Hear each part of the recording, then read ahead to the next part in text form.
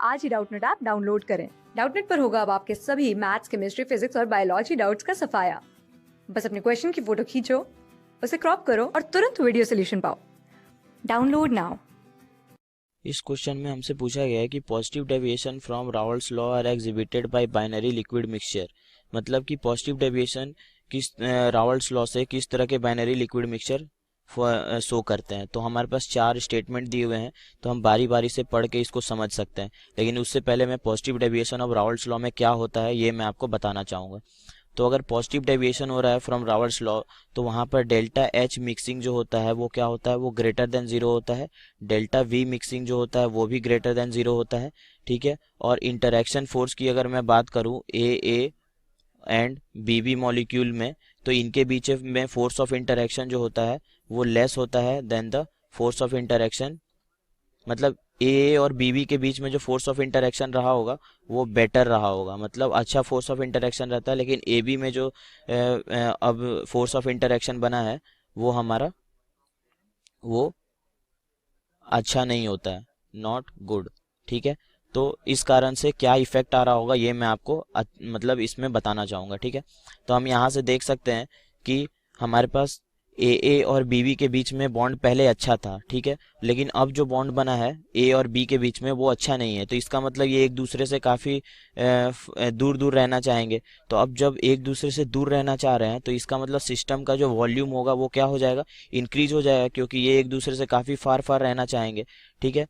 और इनिशियली ऐसा था कि ये दोनों एक नॉर्मल बॉन्ड बनाए हुए थे, तो किसी वॉल्यूम वी पे इस सिस्टम का वॉल्यूम वी होगा। लेकिन जब इन्होंने बॉन्ड बना लिया है, ए और बी के बीच में जब बॉन्ड बनाया है, तो इनके बीच में वॉल्यूम जो होगा वो बढ़ जाएगा, क्योंकि डिस्टेंस इनके बीच में बढ़ जाती है, क्योंकि ये अच्छा बॉन्ड नहीं बना रहे हैं। ठीक है।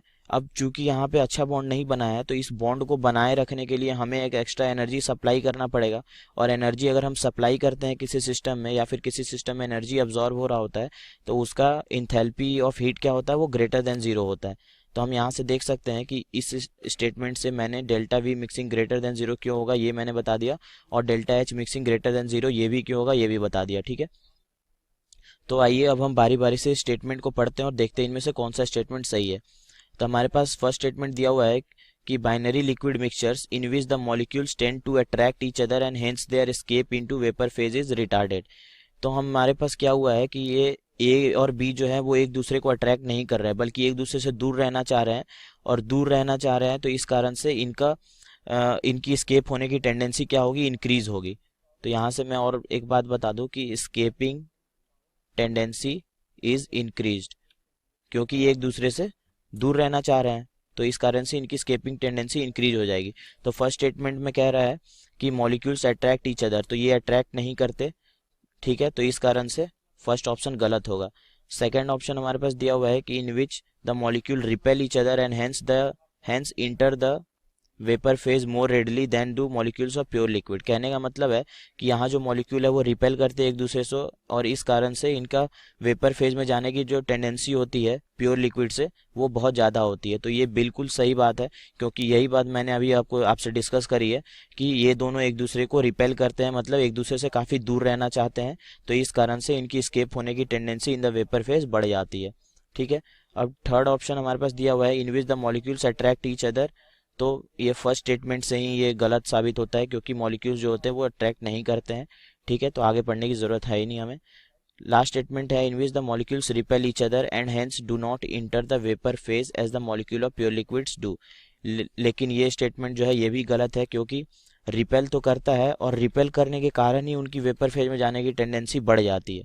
लेकिन यहाँ पे कह रहा है कि वो वेपर फेज में नहीं जाते, तो ये स्टेटमेंट जो होगा वो ओवरऑल गलत होगा। तो हमारे पास आंसर के तौर पे कौन सा स्टेटमेंट है, सेकंड ऑप्शन जो है ये हमारा आंसर है। ठीक है। Thank you. क्लास 6 से 12 से लेके नीट, IIT, JEE मेंस और एडवांस के लेवल तक 10 मिलियन से ज्यादा स्टूडेंट्स का भरोसा। आज ही डाउनलोड करें डाउटनेट ऐप या व्हाट्सएप कीजिए अपने डाउट्स 8400 400 400 पर।